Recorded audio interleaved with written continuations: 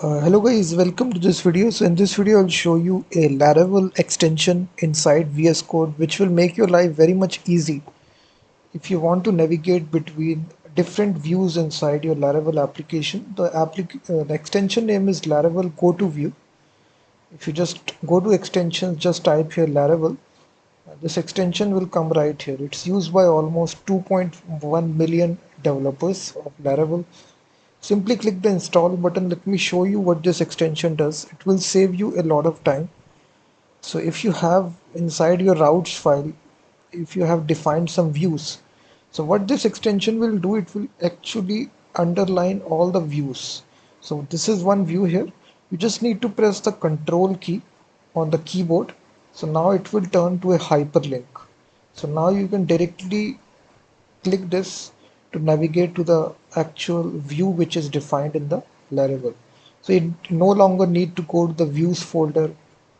It will waste a lot of time here. You can directly from this single file if you have defined these views, simply press the control key and this will change it to a hyperlink so that you can actually click this view directly and navigate to like this.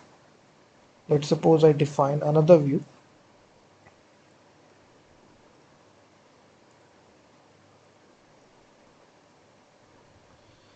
And right here we define this view.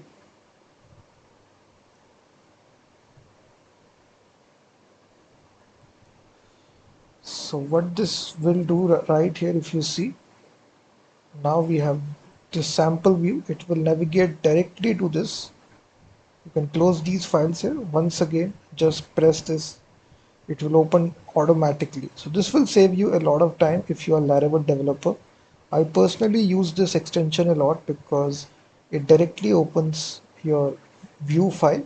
You can navigate between different views. Just need to press the control key and then it will open this. You will see that it will save you a lot of time. So simply install this extension, Laravel Go To View. It's a third-party extension, not the official one.